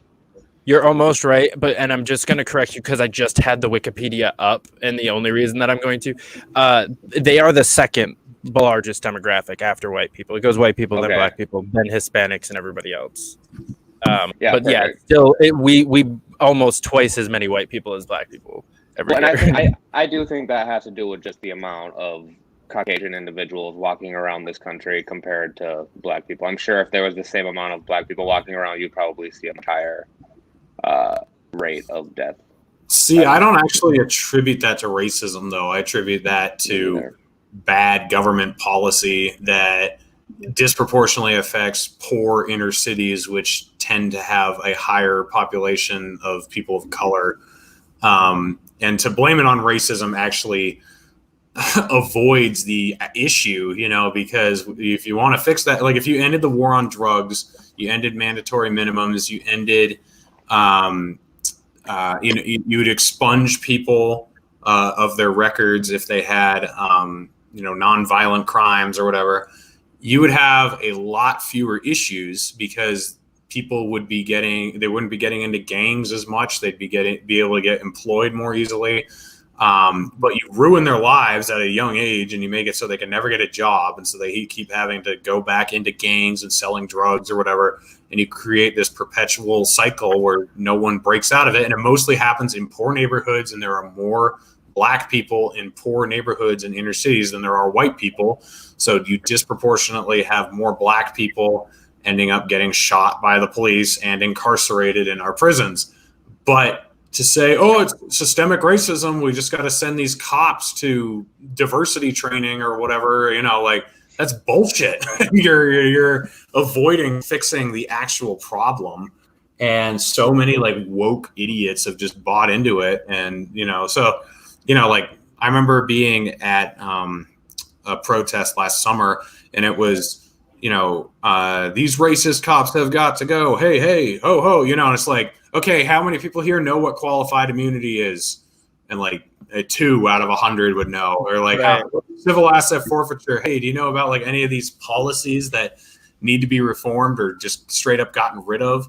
And nobody knew anything. So like this whole, the left-wing media narrative that there are cops out there specifically hunting black people, it's not just an unfair thing to say. It's straight up false, and it distracts us from the actual issue that needs to be fixed. So you're canceled.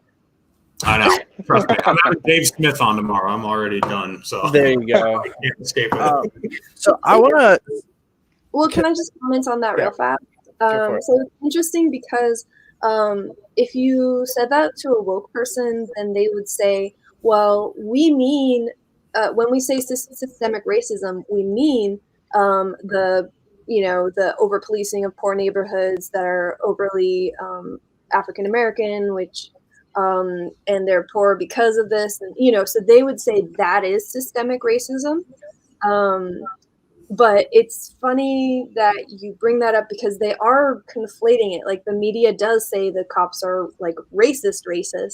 So it's interesting because there is that disconnect, between what they say and what they mean and the effects of that. I think it would be so much better to not call that systemic racism, like the thing that you just said, the laws and the overpolice, all that. Because I think it's a purposeful conflation by the powers that be. That's what they do with everything. They turn it into a race war or a culture war to distract us from actually fixing the problem. So calling that systemic racism is just an effect of that muddying of the waters, I think. So. Well, I think the reason that I would actually kind of agree with the term and the reason that I've been given the reason they actually identify it as racism is because it was started out of racist intent. Mm-hmm. And that is actually true. You can go back to the 40s and 50s and 60s and watch who did this and specifically how they did this and things that they said very publicly. When we first criminalized marijuana in this country, it was specifically said, you can look this up, it's all over the place in meeting notes and actual people's public speeches about that we need to shut down these Mexican communities that are smoking this thing because they're dangerous and it makes them more dangerous. It was specifically racist in intent when it started, and that's why it's considered systemic racism, because it's racism that entered the system and is still there. Well, and with the weed thing too, it really hits another level because I'm pretty sure I saw like a flyer from back in the day. It was specifically marijuana will make you rape white women, like literally, like I'm pretty sure this is something yesterday. No, what? There was a governor nothing like that today, bro. Yeah, governor yesterday or the day before said, if we legalize marijuana in this state, you are going to kill your children. I swear to God. That's not a summary, that's a quote. I'll look this up. Y'all continue talking. I'm going to look this up real quick because I don't remember his name. And if we're talking, while he looks this up, so if we're talking about weed too, the other thing about marijuana is the hemp plant was actually sold pretty commonly in the United States, and it was putting a threat to the cotton industry. And so part of the reason William Randolph Hearst, I think his name is, I might be wrong on that. He was like a big cotton guy or some shit like that, and he really pushed all of this legislation that illegalized hemp, legalized marijuana. And I don't know if you know anything about hemp, but hemp is like 5 times stronger than cotton. You can make way better tarps and, I mean, pants out of it. Like, it's a great material, but they got It also kills 300 million Americans per year. I don't know if you heard that, but hemp does? Yep. What do you mean kills? Are you being sarcastic? No, it straight up kills 300 million Americans per year. What do you mean? Oh, 300 Weed? million. Okay, now I know you're fucking... What? Oh, shit. Get out of here. You had me stop. I was like, should I stop smoking? Okay. I've got the... Let me see if I can share my screen here real quick. Oh, look at that. Man, this is technical shit. Oh, yeah. That fucking asshole. Impact our kids. If you legalize marijuana, you're going to kill your kids. Oh, my God. Oh, wow. That's the Liberty Freedom Party. Can I speak as a father? I smoke weed every day, and I have not yet killed my kids. So... Like, that was yesterday, guys. That was 2021. Get that guy out of office. I think it was Friday. Sorry. But still, like, for fuck's sake. That I think you know how many people than marijuana. So. Mm-hmm. So you know how many kids are actually getting beat from their parents drinking whiskey every night or their parents drinking vodka every night? I mean, I'm sure you could make a case that some people, when they smoke weed, are going to kill their children, I guess. Probably not. I don't believe that. No, it's the complete opposite. We would have dads making random munchie snacks instead of beating the shit out of their children. That's like... So there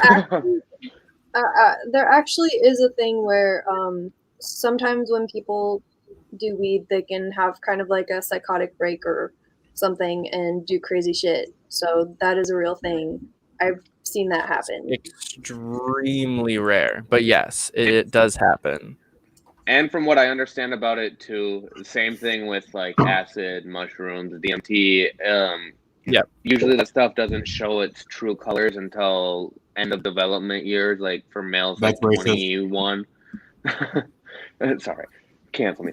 End of 21 to 23 years old is when it comes out, and like if you are smoking weed, anything psychoactive in your brain is going to pull that out of you quicker than it would without it. So a lot of those cases I personally believe are just people who are already predisposed to schizophrenia or delusions or whatever you want to call it.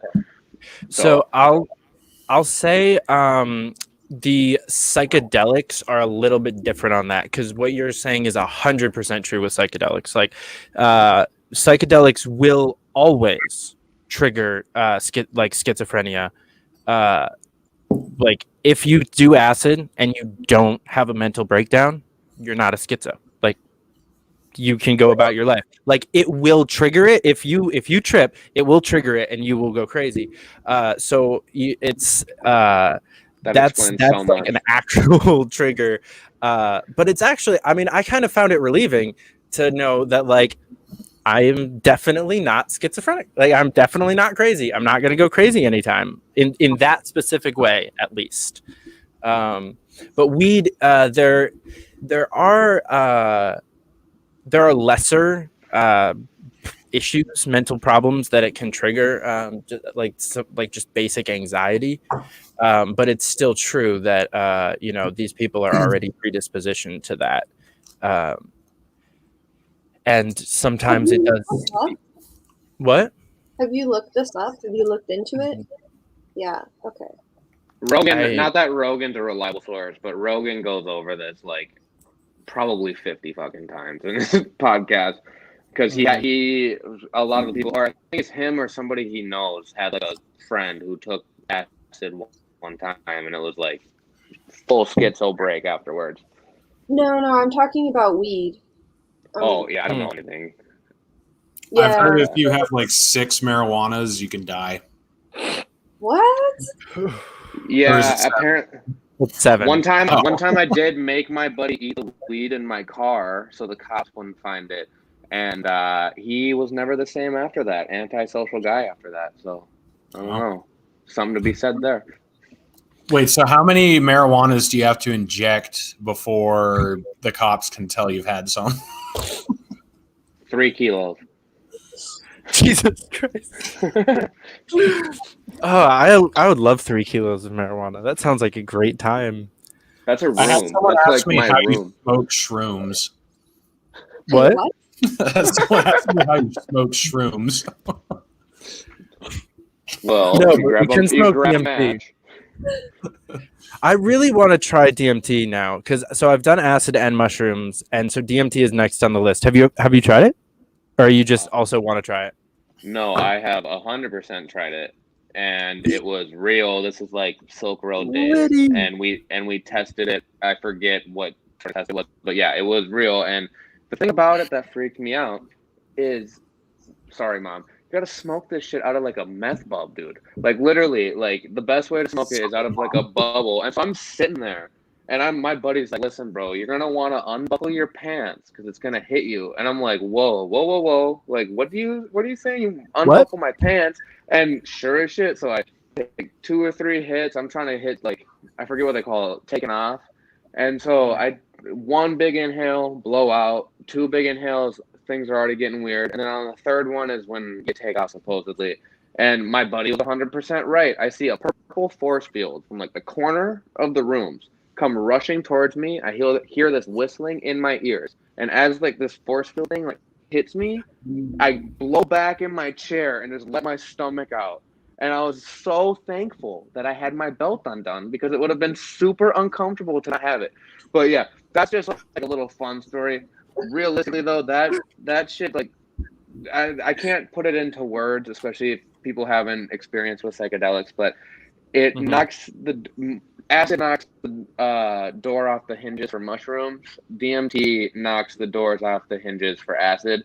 And I liked it because it's only 15 minutes, but it's also very introspective. Like I came away from it with some serious like insight into that's really like kind of what opened my eyes to like being more nature conscious, as crazy as that might sound. Like after that, I remember I was smoking a cigarette outside on the stoop, like just fully tripping my ass off. And I look in my cigarette ember, and like Lady Nature or Mother Nature like bends over in my cigarette ember, picks a sunflower, and like hands it to me through the cigarette ember, like some crazy psycho shit. And and after that, I remember thinking when she handed me this flower, I was like, I gotta stop smoking cigarettes. I was like, I gotta not litter. I was like, this cig butt should Acid not be made on the me ground. quit smoking too. Crazy, right? Crazy, dude. And there's all these different like little weird takeaways I got from it, and I've only done it that one time, that one night, and after that, it also kind of like made me not want to take mushrooms or acid anymore, just because like I'm still all for that stuff. I have tripped since this, but I don't know.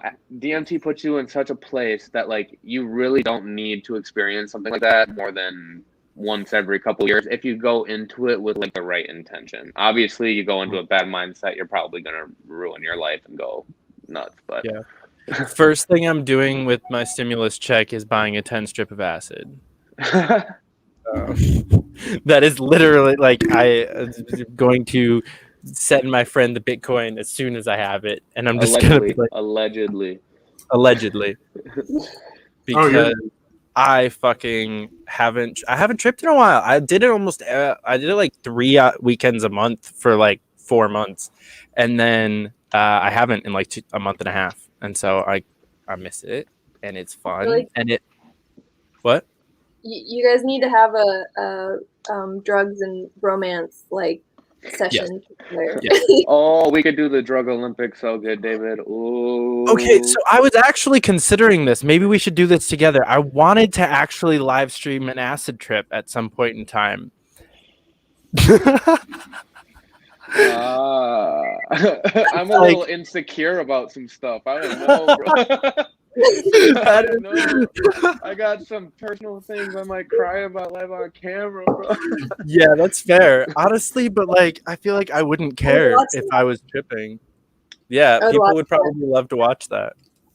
I You mean, I should would put I would do it behind your just for the paywall. yes, Mm. 100%. What do you say? I Put it would behind Said we should put it behind the paywall. Ah, yeah. Make some dough. Buy some Yes. more acid. There you go. This is my guy No, right here.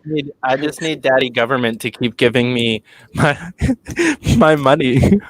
Come on, Papa Joe, just give me that cash, Papa. Yeah. You mean the stimulus we paid 13 grand for to get $1,400 back? Oh, this is 100% investment advice. Take your stimmy, put it in fucking crypto, because the U.S. Oh, yeah. dollar's fucked. That's what I'm doing. Fucked. That's not Oh yeah. actually. That's not allegedly. That is investment advice.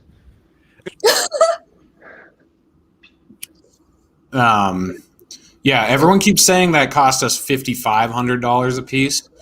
That would be if all 330 million of us paid taxes. Like 140 million of us pay taxes. So it costs, if you pay taxes, it costs you like 13 grand a piece, basically. So See, I like that math better because then it didn't cost me anything because I haven't paid taxes in 2 years. see, you're good. And it's average. I mean, it depends on how much you pay in taxes or whatever, but the average taxpayer paid $13,000 for a $1,400 check. So let's have them run healthcare next and college education, and they'll make it cheaper, guys. They'll make it cheaper. So much cheaper. The government doesn't waste their money anywhere. It is the best. I heard a good point on. I want to say it's The Lex naturalist Friedman's capitalist. podcast, but Lex Friedman was talking about Elon Musk and how government could learn something from Elon Musk about how hiring the right teams is super important. So Elon Musk definitely is a failure without the teams he surrounded himself with early in the days of SpaceX and early in the days of Tesla. The reason you don't see presidents. How about early in the days of PayPal? Right. Well, back then it was just him, really, and his buddy. I forget the other guy's name. But I think it was Lex talking about how if presidents would do that and pick the appropriate teams, you don't have to steer the boat. Everybody says 1%, 100 years from now, you have a major course correction or a major course diversion, whatever you want to call it. But if you pick the right team, you can actually make a huge change right now. But presidents don't do that. First off, because Trump and who else did he say?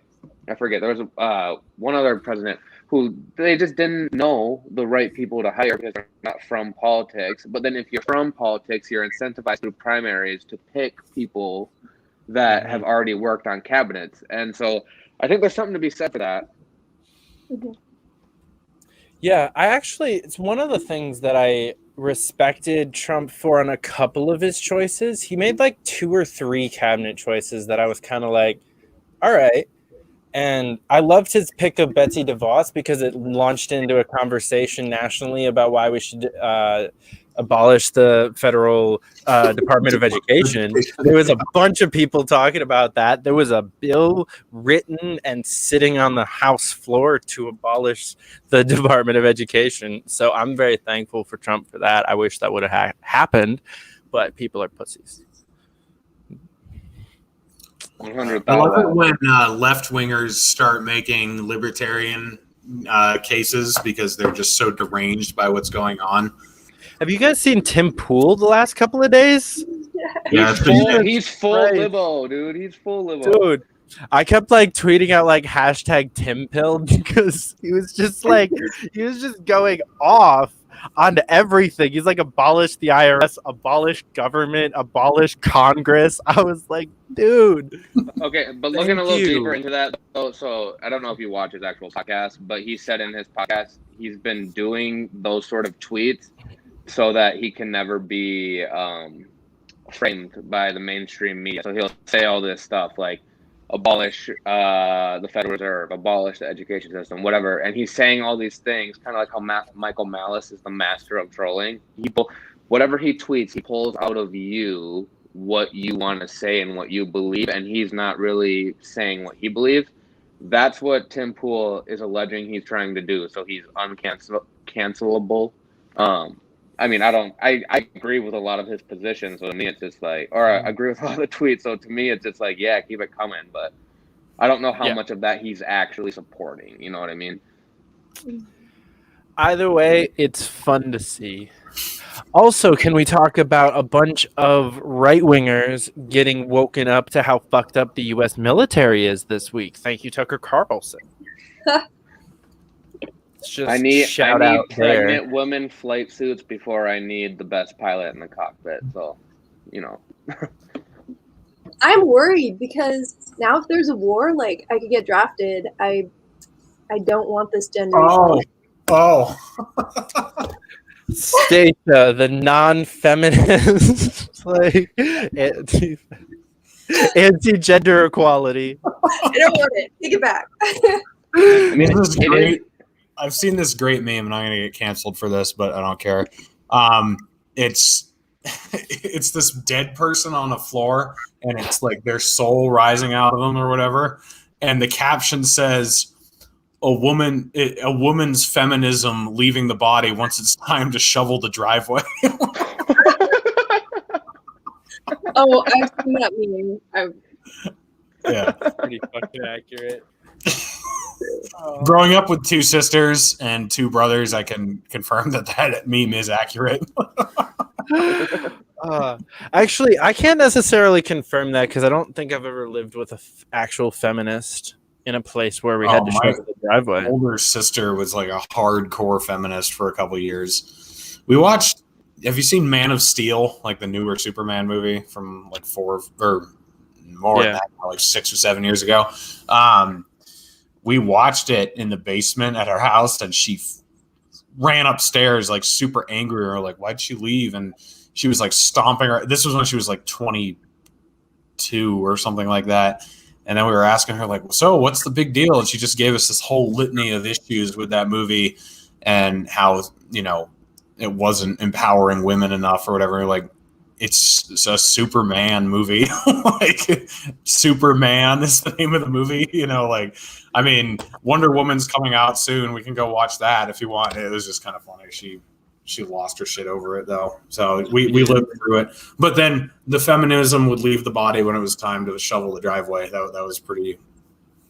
Here's my thing with strong female roles and like wanting there to always be a strong female role. You guys remember the movie Alien? This is like 20 years before I'm born, right?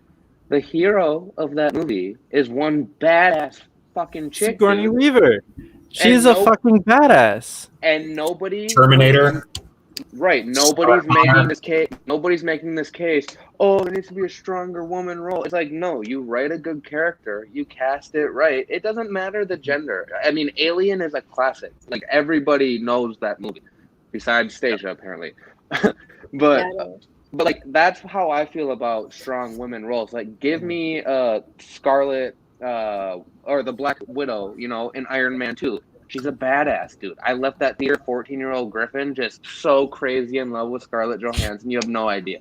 Like, what about the woman with the purple hair in Star Wars 8? Was that like? Oh, see, now that's an example of a weak female role, because just for the sake of putting a female into the role, it was written bad. It would have been bad if it was a dude. It was bad if it was a girl, and it's even worse when you try to force some gender norms or whatever you want to call it onto a movie. Like, give me a good character, and you see past all that. The same with music.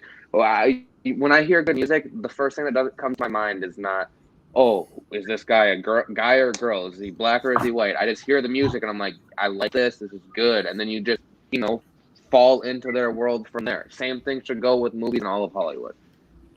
Yeah, depending on what genre you're listening to, it's hard to tell. If you're like into like rock or screamo, it's like you don't even know, or punk rock from the 90s. It's like you can't even tell if you see a picture. So, you know, they've all got the hair covering their face. It's like it's impossible. I mean, I don't know. It's interesting because in Asia, they're not at the same level of like gender equality that the U.S. is. And when it's not there, you really notice it. Like a lot of K-dramas and Japanese dramas have really like female leads who have no power. They're like just dependent on these guys who are kind of abusive, but they're really into it. And, so I don't know. I mean, I agree. I hate it when they force it, but I think it is good that we're at least moving in that direction of trying to figure out what a strong female lead looks like, Sorry.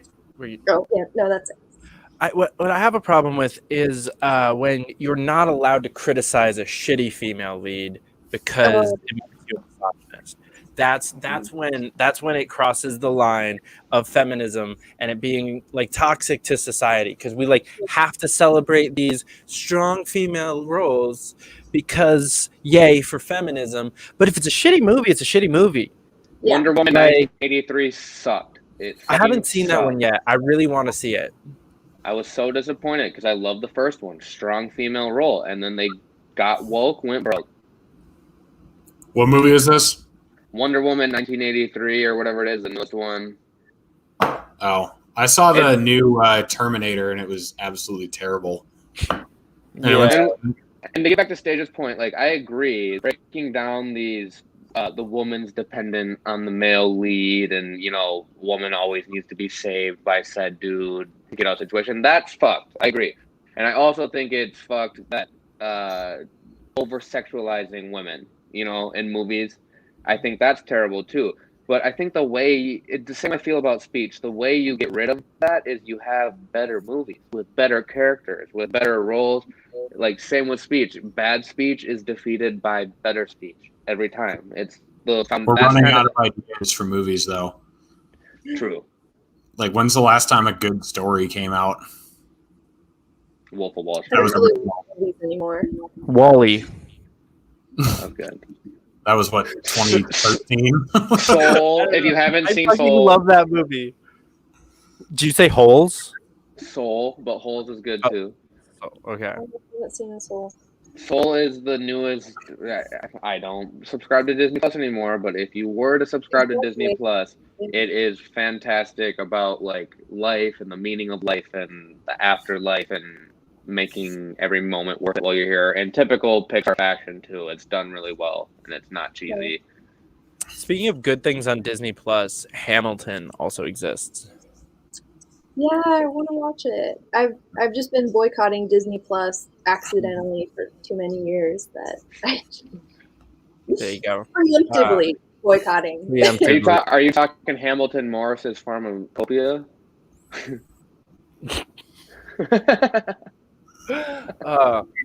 Have you seen it? Somebody got it. The show Hamilton? No. But Pharmacopoeia, I've seen every episode. I haven't actually gotten to see any of Pharmacopoeia, but dude, this whole season is on psychedelic. You would be in bliss, bro. Sounds like a great time. Yeah, I don't know. I liked it.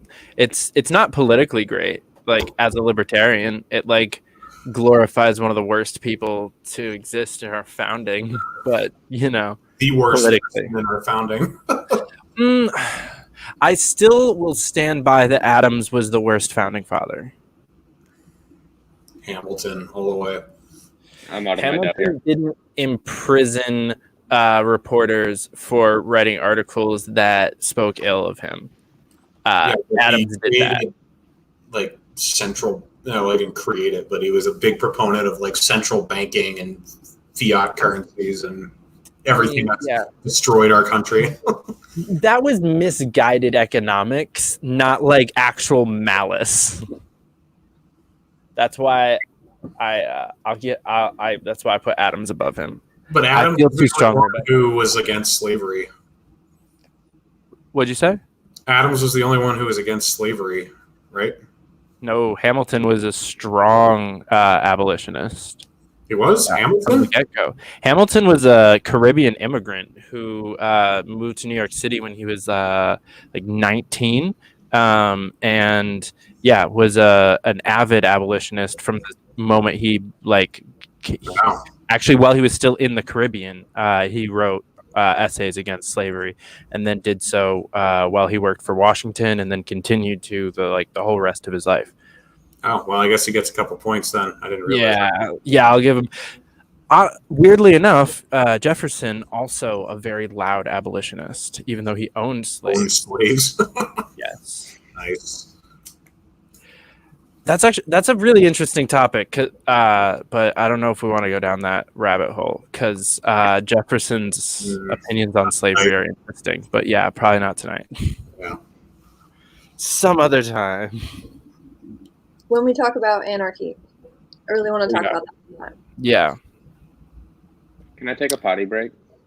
Yeah. We're going to talk about anarchy right now. Actually, we're running out of time here, so want to before you run off, just tell people where they can find you and what you're up to and why. You can find me on Twitter at UnityGriff. You can find me on Clubhouse at the same thing, Griff, GRYF. I think that's my name on Clubhouse, but whatever. I don't really care about Clubhouse. What I'm up to, I'm a new member of the Libertarian Party in Minnesota. I am currently reading lots of books. On libertarianism. I will be hosting libertarian lounges on Clubhouse soon. I just want to get a little more well-versed in the ideology before I do that. I'm sure anybody in Minnesota, if you're watching, you'll catch me out in Minnesota at different conventions and probably on the streets handing out business cards and whatnot. Thank you, David, for having me on here. Reed, Stacia, thanks for having a conversation with me. Appreciate y'all. Have a good night. Thanks for coming on. Thank you. Right. Well, it is late. Although this was a fantastic conversation, and I could definitely go on for quite some time. Stacia, you want to give a similar pitch? What are you doing and why, and how can people help? Cool. So I'm working on Second Look News. It's coming along way slower than I wanted, but it's coming. And so that, I mean, there's a coming soon page up at secondlook.news. I also have a website and a captain's orders course at statiawilson.com. You can find me on Twitter at Original Stacia or on Clubhouse as Shibi-chan. I didn't realize you can't change the name later. I think I just got at David Fite on Clubhouse, so. Oh, nice. Yeah, so yeah, Shibi-chan on Clubhouse. I've really been into Clubhouse lately, past couple days. I don't know. Maybe that's it. Thank you. Right. Thanks for having me. Yeah, thanks for coming back. Reed. Who are you and why do we care? You don't. Good answer. Good answer. I am at Reed Coverdale on Twitter. I am the Naturalist Capitalist on YouTube and Facebook. And tomorrow I will be doing a live show with comic Dave Smith at 9:00 p.m. Eastern Standard Time. Definitely check in for that. And if not, check it out afterward because it'll be an interesting conversation. Dang, I can't watch that live. I will be recording an interview with Karen Ann Harlos at the exact same time. Sad. But I will go back and watch it after. Yeah, definitely. So Wednesday, you guys can watch that because it'll be up on YouTube. It's going to be a fun time. If you don't already subscribe to Fite Friends, do that. It's just a little button down over here. Like the video and share it because we're going to be here every week having fun conversation. We're going to try to keep it as not politicky as we can. Although it's very difficult for people who have absorbed most of their life into politics. But, I believe that libertarianism is a life philosophy, not a political ideology. And so I think it matters in a lot of other things. Thanks, guys, for watching, and we will catch you back here next week.